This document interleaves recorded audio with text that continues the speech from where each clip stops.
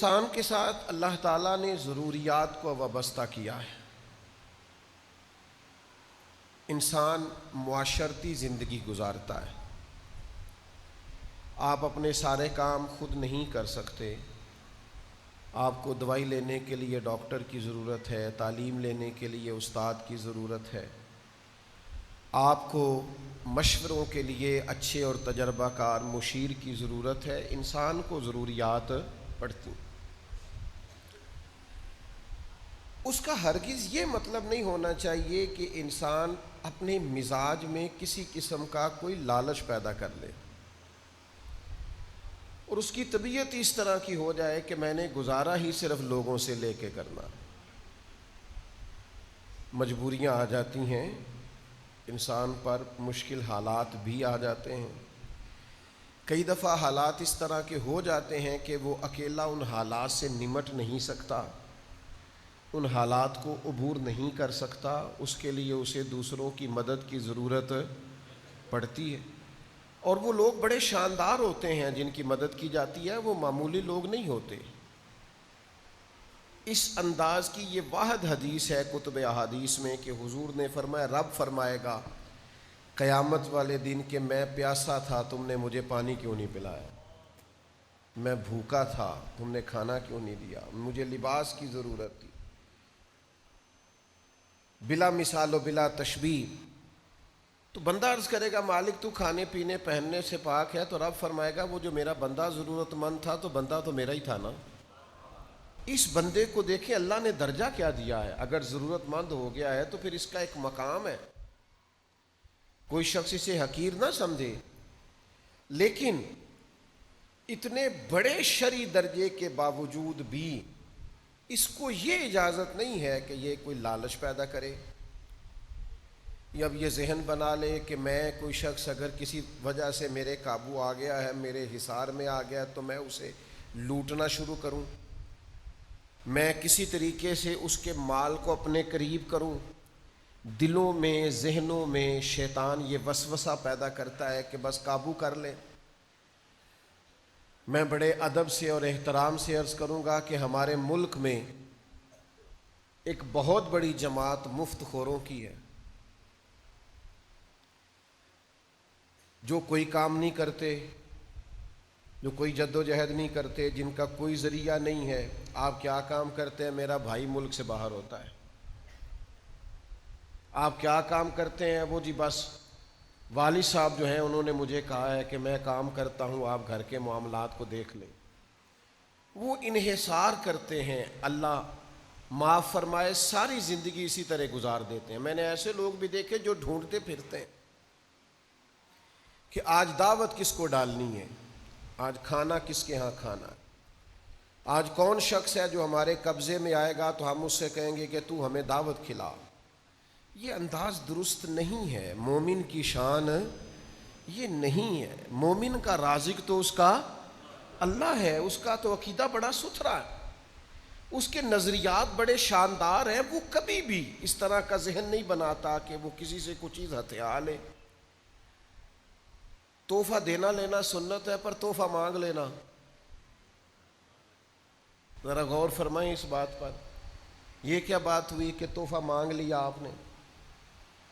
مجھے بہت سارے دوست پوچھتے ہیں کہ آپ کی انگوٹھیاں بڑی تبدیل ہوتی ہیں۔ میں نے کہا دوست تبرک مانگتے، اب کیا کروں؟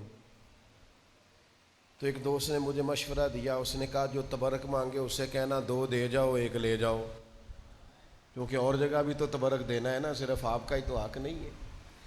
تو تحفہ مانگ لیا جاتا ہے باقاعدہ۔ یہ انداز مومن کا نہیں۔ مومن کا توکل، اللہ کی ذات پر بھروسہ بڑا مضبوط ہوتا ہے۔ اسے خالصتاً اپنے رب پر بھروسہ کرنا چاہیے، اور جو اللہ پہ بھروسہ کرے اللہ دنیا اور آخرت میں اس کے لیے کافی ہو جاتا ہے۔ اللہ کے پیارے رسول صلی اللہ تعالی علیہ وسلم نے ارشاد فرمایا، تم میں سے جو شخص بلا وجہ لوگوں سے سوال کرتا رہے گا نا، اسے ضرورت نہیں، مجبوری کوئی نہیں، لیکن بلا وجہ لوگوں سے مانگتا رہے گا صرف اپنے پیسے بڑھانے کے لیے، صرف اپنی ضروریات میں تو اس کو ضرورت نہیں تھی، صرف اپنے وسائل بڑھانے کے لیے، اپنی چیزیں بڑھانے کے لیے، تحفے بڑھانے کے لیے جو لوگوں سے مانگتا رہے گا، حضور فرماتے ہیں قیامت والے دن وہ اللہ تبارک و تعالیٰ سے اس حال میں ملے گا کہ اس کے چہرے پر ہڈیاں تو ہوں گی پر گوشت نہیں ہوگا۔ یہ بخاری مسلم میں موجود ہے۔ ہر وقت مانگتا رہا لوگوں سے، کوئی ضرورت نہیں تھی، کوئی مجبوری نہیں تھی، لالچی ہو گیا، حریص ہو گیا۔ توکل بہت بڑی نعمت ہے، اللہ کی ذات پر بھروسہ کرنا بڑی سعادت ہے۔ اور پھر یہ کہ بندہ رب سے مانگے نا تو مانگنے میں عزت بھی بڑھ جاتی ہے، اور اس بارگاہ سے تھوڑا بھی ملے بظاہر، قطرہ بھی ملے تو وہ کئی دریاؤں سے زیادہ ہوتا ہے، وہ کئی سمندروں سے بڑا ہوا ہوتا ہے۔ اللہ پہ بھروسہ کرنا، اللہ سے مانگنا۔ حضور سید عالم صلی اللہ تعالی علیہ وسلم نے فرمایا نمک کی بھی ضرورت ہو تو اپنے رب سے مانگو، اللہ کے حضور سوال کرو۔ لیکن لوگوں سے طلب کرنا، لوگوں پر امیدیں رکھنا، اور پھر میں لوگوں کو دیکھتا ہوں وہ اعتراض کر رہے ہوتے ہیں، وہ کہہ رہے ہوتے ہیں جی میرے بھائی کے پاس دیکھیں کتنا مال ہے، مجھے نہیں دیتا۔ تو بھائی اس نے محنت کی ہے، آپ بھی تھوڑی کوشش کر لیں۔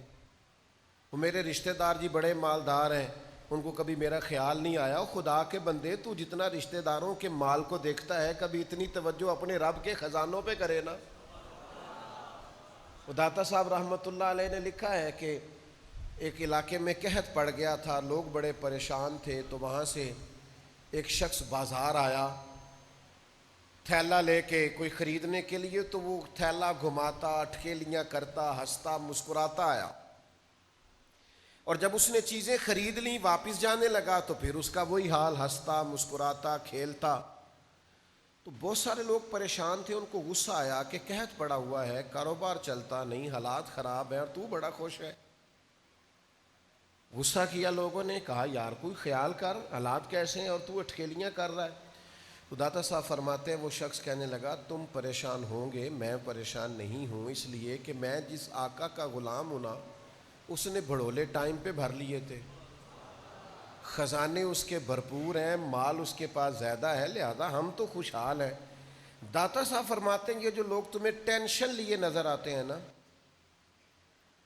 یہ جو تمہیں مالی طور پر ہر وقت آنکھوں میں آنسو لیے نظر آتے ہیں نا، ان کو اگر اتنا بھی اپنے رب کے خزانوں پر یقین ہو جائے نا جتنا اس غلام کو اپنے آقا کے خزانوں پر یقین ہے، تو یہ تمہیں کھلتے ہوئے نظر آئیں، یہ تمہیں خوش ہوتے نظر آئیں، یہ تمہیں مسکراتے دکھائی۔ لیکن لوگوں کی جیبوں پر توجہ،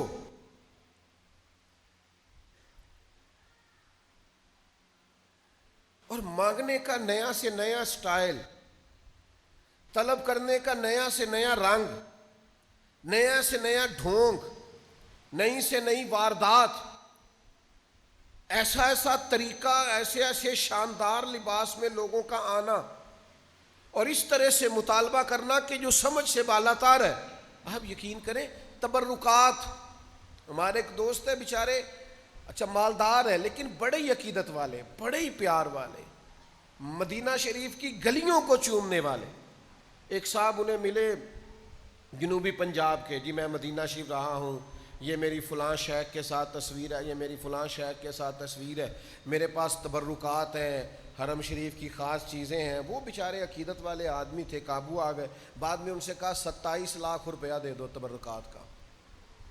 شرم نہیں آتی؟ تبرک بھی بکتا ہے، جس چیز کی نسبت مکہ مکرمہ اور مدینہ طیبہ سے ہے تم اسے بیچو گے، اور ان سے ہتھیا لیا 27 لاکھ۔ وہ تو اللہ نے شعور دیا، بعد میں سمجھ آئی کہ یہ سارا جھوٹ ہے، اور پھر انہوں نے، خیر وہ مضبوط آدمی تھے، انہوں نے وہ اپنے پیسے واپس بھی لیے۔ لیکن میرے پاس یہاں ایک سید صاحب تشریف لائے، مجھے کہنے لگے یہ جو غلاف کعبہ آپ کو ہر جگہ ملتا ہے نا، یہ لاہور میں بھی بننے لگ گیا ہے۔ یہ گنبد خضرا والی جو جالیوں پہ پیچھے جو چادر لٹکتی ہوتی تھی، یہ جالی لوگوں نے تیار کرنی شروع کر دی ہے یہاں پاکستان میں۔ خدا کے بندوں، کس کس نام پر لالچ کرو گے؟ کیا کیا نام لے کے بیچو گے؟ میں اس وطن میں رہتا ہوں جہاں تلاوتیں بکتی ہیں، نعتیں بکتی ہیں، تقریریں بکتی ہیں، عقیدتوں پہ لوگ خریداریاں کرتے ہیں۔ ظالم یہ بھی نہیں سوچتے کہ جو کام میری بخشش کا ذریعہ تھا، میں نے اسی کو بیچنا شروع کر دیا. خدا کے بندو ٹھیک ہے ضروریات زندگی ہوتی ہیں، پر یار اتنا لالچ، اتنا ہرس، اتنی ہوس. تم تو کہتے ہو ہم حضور کا دیا کھاتے ہیں، تو محبوب تو کسی کو قطرہ دے دے تو اس کی نسلوں سے ختم نہیں ہوتا. سرکار دیں اور پھر تم سے ختم ہو جائے، یہ کیسی بات کر دی تم نے؟ میرے کریم سے گر قطرہ کسی نے مانگا، دریا بہا دیے ہیں. یہ ذرا انداز دیکھیے، دریا بہا دیے ہیں، دربے بہا دیے. وہ تو بہا دیتے ہیں دریا، کہتے ہیں ساری زندگی پیتا رہنا کبھی ختم. ہرس نہیں، لالچ نہیں، طمع نہیں. آپ اللہ تبارک و تعالیٰ کی بارگاہ کی طرف رجوع کریں، رسول کائنات کی بارگاہ کی طرف رجوع کریں. لیکن یہ مزاج. اور پھر ایک بزرگ تھے، پہلے غریب تھے، پھر امیر ہو گئے، تو کسی نے مبارک دی کہ شیخ مبارک ہو، اللہ نے بڑے مال دے دیا. فرمانے لگے یار چھوڑ، پہلے ٹھیک تھا، جو پیار کرتا تھا ہم سے تو کرتا تھا نا، اب تو جو پیار کرتا ہے جیب سے کرتا ہے. اب تو لوگوں کو نظر آتا ہے کہ ادھر بھی مال ہے ادھر بھی مال ہے. پہلے 2-4 سجن تھے، پر تھے وہ جو ہماری ذات سے پیار کرتے تھے، انہیں ہم اچھے لگتے تھے. اب تو وہ جو چاندنی چاروں طرف چمکتی ہے نا، بے قدراں نے قدر نہیں کیتی خوب تسلی ہوں. او بھائی تھوڑا اپنی زندگی کے اندر اس سے چند قدم پیچھے ہٹیں، اپنے رب پر بھرو. اور پھر میں آپ کو ایک بات عرض کروں،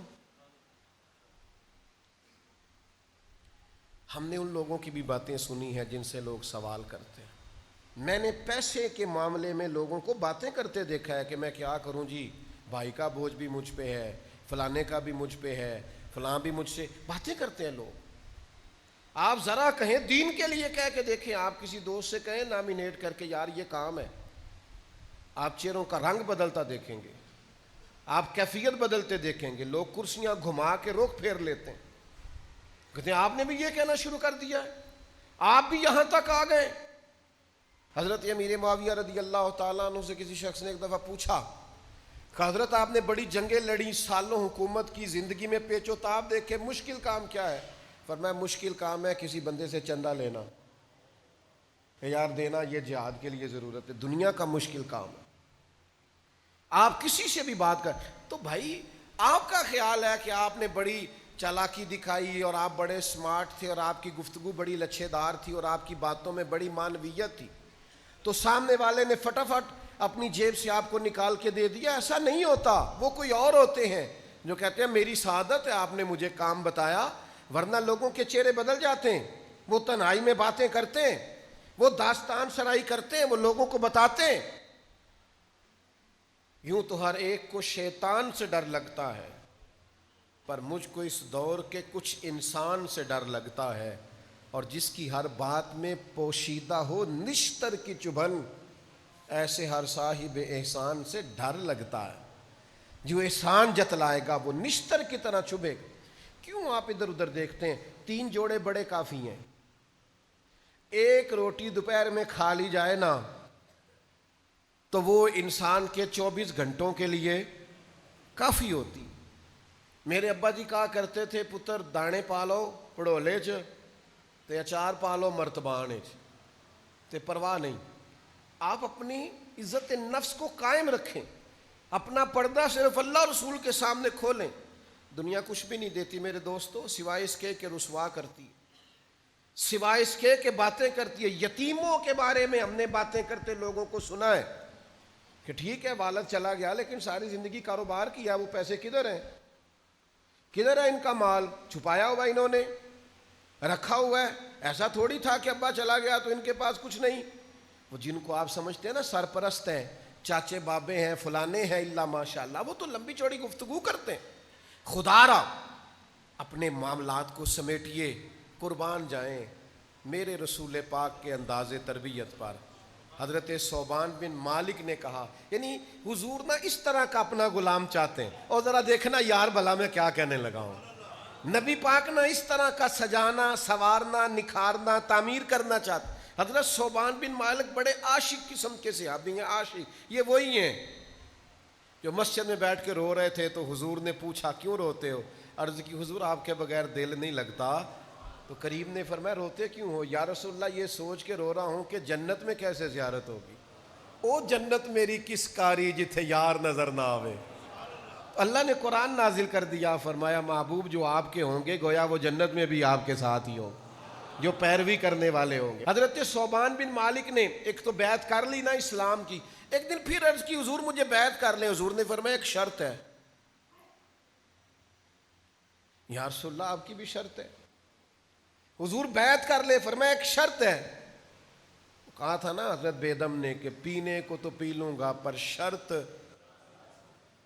ہم یہ نہیں کہتے, ان کا کوئی مقام ہوگا انہوں نے کہا ہوگا, ہم بھی کبھی کبھی کہتے ہیں پینے کو تو پی لوں گا پر عرض ذرا سی ہے.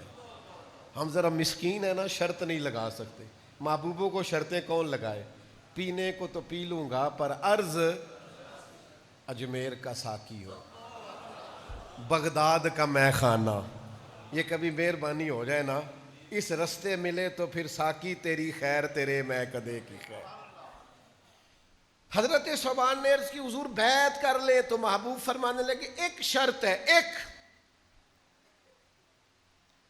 میرا دل کرتا ہے نہ بتاؤں آپ کو شرط, یا پھر پکے ہوئیے شرط پہ بتا دوں.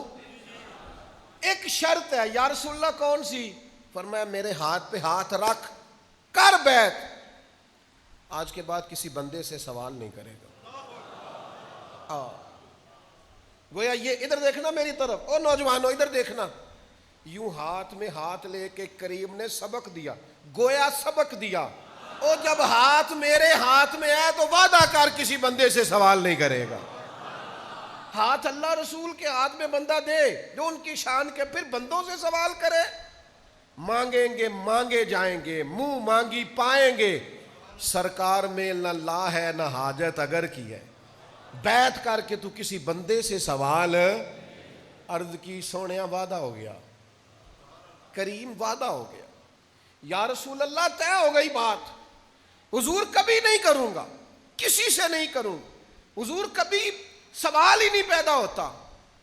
پھر اس طرح وعدہ نبھایا. لے وہ سجنا پھر اساں توڑ ہی نبھائی. گھوڑے پہ بیٹھے, درہ ہاتھ سے گر گیا, قریب خادم کھڑا ہے لیکن خود گھوڑے سے اترے, درہ اٹھایا. اس شخص نے کہا جو قریب کھڑا تھا, ایک شخص قریب کھڑا تھا, اس نے کہا جناب مجھے کہہ دیتے. تو آنکھوں میں آنسو بھار آئے, فرمانے لگے کیسے کہہ دیتا, میں نے وعدہ جو کیا ہے.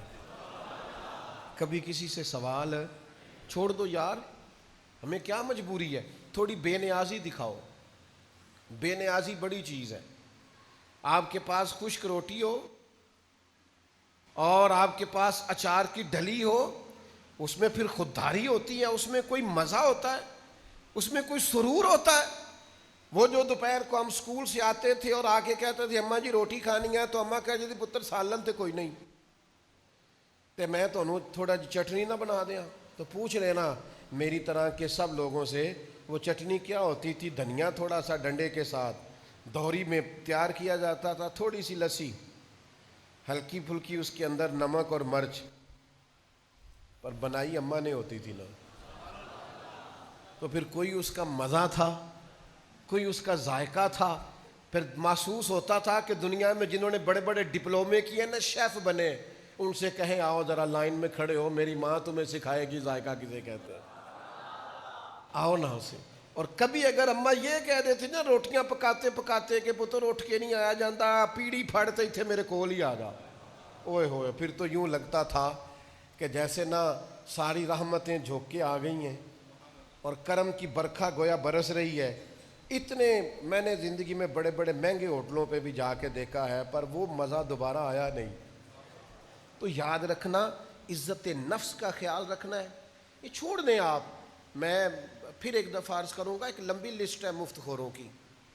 بڑے سیانے بیانے دو بندے نا ایک جگہ پہ بیٹھے تھے, یہ میں نے پرسنل میری آنکھوں کے سامنے واقعہ ہوا. بڑے سیانے بیانے بندے ایک پھٹے پہ بیٹھ کے دہی بھلے کھا رہے تھے, اور علاقے میں معزز شمار کیے جاتے, کچھ دینی تعارف رکھتے. تو ان سے ایک صاحب نے کہا کہ آپ یہاں سرے عام بیٹھ کے دہی بھلے کھا رہے, کو دیکھ لیں تو کیا, کہ یار یہ مذہبی ہیں اور مذہبی تعارف رکھتے ہیں.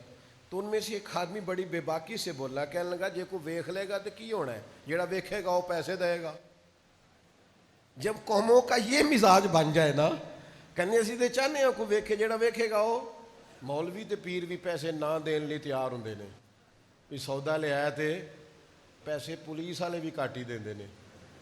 اور بھی ڈھیر سارے لوگ ہیں جو کہتے ہیں جی میں سرکاری ملازم ہوں. تو بھائی آپ پہلے بھی تو ہم سے ٹیکسوں کی مد میں لے رہے ہیں نا, اب اور بوجھ ڈال رہے ہیں. تو مفت خوری کے مزاج سے باہر آئے آپ تھوڑا سا رویہ. میں ایک جگہ پہ چلا گیا, اب تو میں ڈائریکٹ کبھی جاتا ہی نہیں, مجھے اب موقع نہیں ملتا. ایک جگہ پہ میں سودا لینے چلا گیا, تو وہ بندہ بار بار کہے حاضر جناب, میں اسے کہوں یہ چیز نکال دے, حاضر جناب یہ چیز نکال دے. میں انہوں آخیا تو ایڈا ویش ویش نہ جا, میں تینوں پیسے دے کے جانا ہے انشاءاللہ, تو غیر حاضر ہی چنگا ہے. کہنے لگا کہ نہیں میں تھوڑے کو پیسے لینا چنگا تو نہیں لگتا. میں کہا پر میں مفت لینا بھی نہیں چنگا لگتا. ہاں یہ آرزو کرم اور میں آپ سے کروں, یہ بھیک اس کو دیجئے جس کا خدا نہ ہو. اللہ رسول سے مانگیں گے, رب رسول نے اتنا دیا ہے, وہ دیا ہے جو کبھی خواب میں بھی نہیں سوچا تھا. تو ادھر ادھر کیوں دیکھیں, ادھر سے نہ دیکھیں جدھر سے بھر بھر کے ملتا ہے. تو لہٰذا اپنی زندگی میں یہ جو مزاج ہے نا مفت خوری کا, اس سے ذرا باہر آئیں. تھوڑی ان چیزوں سے مجھے باتیں یاد آ رہی ہیں, میری طبیعت نہیں ہے پر حافظہ ذرا اچھا ہے, باتیں میرے ذہن میں محو رہ جاتی ہیں. ایک صاحب نے نا ایک دکان پہ, میں ویلڈنگ کا کوئی کام کرانے کے لیے بیٹھا ہوا تھا, تو موٹر ٹینکی لائے وہ پانی والی گھر سے. تو وہ تھوڑی سی انہوں نے ٹینکی کو نا اس سے ویلڈ کرایا, تو اٹھا کے چلنے لگے. تو بندہ کہنے لگا جی وہ 300 روپیہ دے دیں. کہنے لگا بچے پانی پین کے تینوں ثواب ہوئے گا. تو وہی بڑا سیاਣਾ تھا, کہندا مسجد دیے. نے کہا نہیں جی ہے تو گھر دی. تو کہندا پھر مینوں 300 دے, میرے بچے روٹی کھان گے تینوں بھی ثواب ہوئے گا. عجیب فلسفہ ہے نا ثواب کا بھی ہمارا. تو میں بڑا محظوظ ہوا, ہنس ہنس کے میرا کوئی حال نہ رہا وہاں. میں نے کہا کمال ہو گئی ہے نا, ثواب کا کیا ترجمہ کیا ہوا ہے. مفت خوروں کی لمبی لسٹیں. یہاں ایک صاحب آئے ایک دفعہ, مجھے کہنے لگے اعلان کر دے میرا, لوگ مجھے میرے ساتھ تعاون کریں, میں نے عمرے پہ جانا ہے. میں نے کہا نفل کام کے لیے چندہ مانگنا جائز ہی نہیں. اللہ نے کہا من استطاع الیہ سبیلا, جس کے پاس طاقت ہو آئے. مانگ مانگ کے آپ جائیں گے کیوں؟ او خدا را مجھے معاف کر دینا, میں اس وطن کا رہنے والا ہوں جہاں سے لوگ ویزا لے کے عمرے کا جاتے ہیں اور بیت اللہ میں جا کے مانگتے ہیں, مدینے میں مانگتے ہیں. میں نہیں جانتا, مجھے نہیں تعارف, لیکن اللہ کے گھر میں بیٹھا ہوں, آپ مجھ پر اعتبار کریں گے. میں شرم سے اس دن پانی پانی ہو گیا جس دن مجھے پتا چلا کہ پاکستان کا ویزا چند ملکوں نے اس لیے بند کیا ہے کہ یہاں آ کے مانگتے ہیں. یہ ہمارا تعارف ہے دنیا میں, یہ ہمارا سٹائل ہے کہ آپ ویزا لے کے کسی ملک جا رہے اور مانگ رہے ہیں. جھوٹے معذور اور دھوکہ دے کر اور دکھاوا کر کے آپ لوگوں سے سوال کر رہے ہیں. میرے نبی پاک صلی اللہ علیہ وسلم نے فرمایا جس نے اپنے اوپر سوال کا دروازہ کھولا, اللہ اس پر غربت کا دروازہ کھول دے گا, اس کے فقر کو طویل کر دے گا. اگر تم مانگ کے کھائے گا تو پیٹ کبھی نہیں بھرے گا.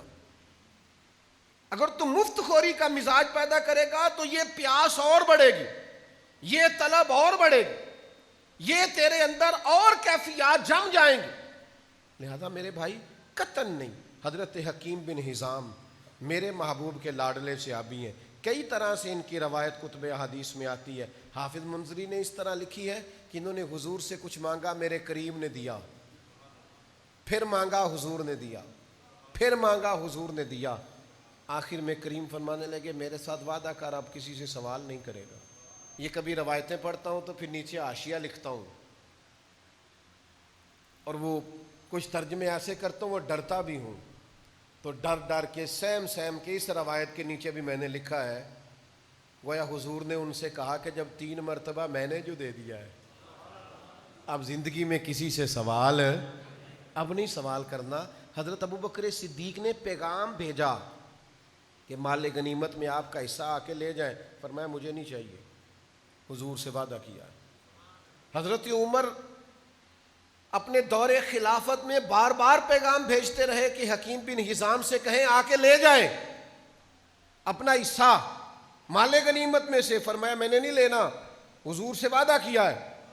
ایک دفعہ اتنا پیغام بھیجا جناب عمر نے کہ پھر حضرت عمر لوگوں سے فرمانے لگے سارے گواہ ہو جاؤ, میں نے حکیم کو بڑے پیغام بھیجے ہیں لیکن وہ اپنا حصہ لینے کو آتے.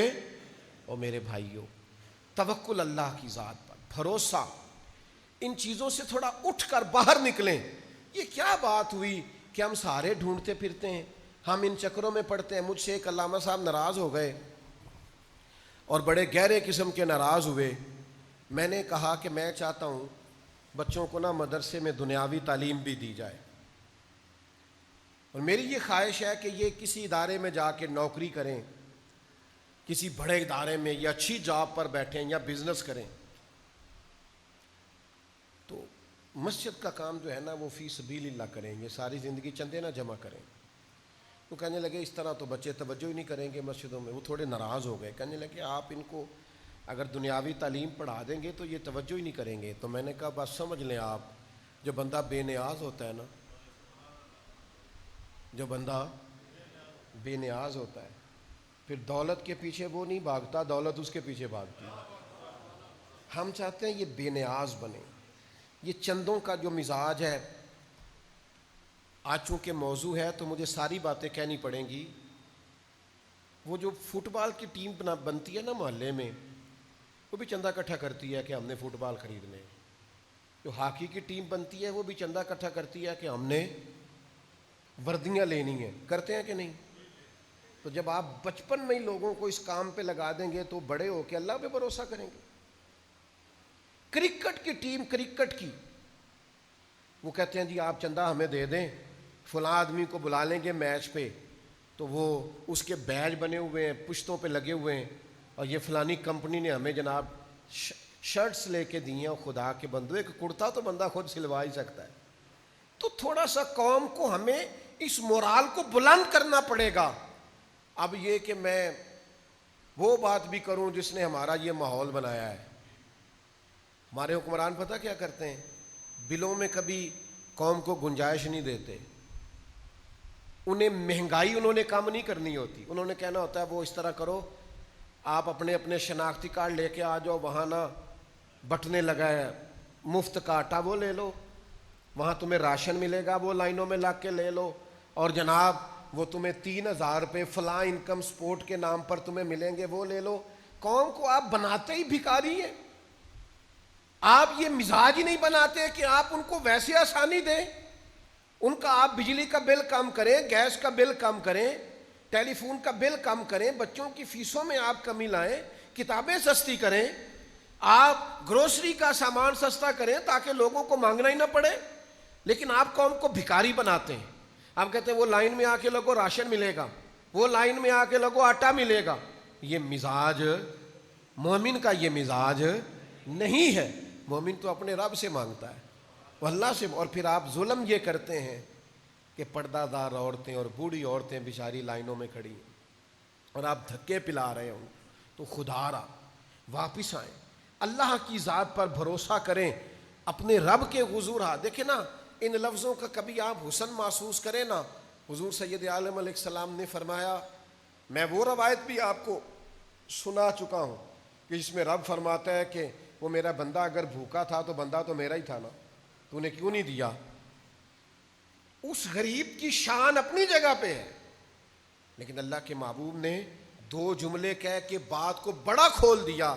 حضور فرمانے لگے اوپر والا ہاتھ نیچے والے ہاتھ سے بہتر ہے. اوپر والا ہاتھ نیچے والے ہاتھ سے. آپ ساری سیرت کی کتابیں پڑھیں, ہر سیرت نگار نے لکھا ہے نبی پاک کے گھر میں مہینہ مہینہ چولہا نہیں جلتا تھا, پر اسی شخص نے 2 صفحے چھوڑ کے یہ بھی لکھا ہے جو دروازے پہ مانگنے آتا تھا اسے جھولی بھر کے عطا کیا جاتا تھا. تو اپنے مزاج میں سخاوت پیدا کریں, آپ دینے کا مزاج بنائیں, آپ بانٹنے کی لوگوں کی تربیت کریں. لیکن طبعاً بعض لوگ ایسے ہیں جن کا مزاج اس طرح کا بن گیا ہے کہ وہ مفت خور رہ کے جینا چاہتے ہیں, وہ دوسروں کے سہارے وقت گزارنا چاہتے ہیں. اس بات کو کبھی نہ بھولیے گا ہو سکتا ہے اس طرح آپ کے پاس پیسے بھی آ جائیں، کھانا بھی اچھے سے اچھا مل جائے، آپ کو کوئی سواری بھی گفٹ کر دے، سیل فون بھی بڑا مہنگا آپ رکھ لیں، یہ ساری چیزیں آپ کے پاس ہوں گی، پر عزت نفس نہیں ہوگی، خودداری آپ کے پاس نہیں ہوگی، وقار آپ کے پاس نہیں ہوگا۔ اپنی دنیا آپ پیدا کر اگر زندوں میں ہے، یہ سوال کی مصیبت سے بچیں، اللہ کی طرف رجوع رکھیں۔ اور سہارے بزدل لوگ تلاش کرتے ہیں، جو بہادر ہوتے ہیں وہ تو سہارے دیتے ہیں، لہذا سہارے دینے کا ارادہ کریں، آپ ان چیزوں سے باہر آئیں۔ مضبوط بھروسہ، رزق دینے والا اللہ، تو اللہ جب دینے والا ہے پھر اللہ رسول سے مانگیں گے، پھر ہمیں ادھر ادھر دیکھنے کی کوئی حاجت، اس پر مضبوط ہو جائیں، آپ دیکھیں گے زندگی قرار میں آ گئی۔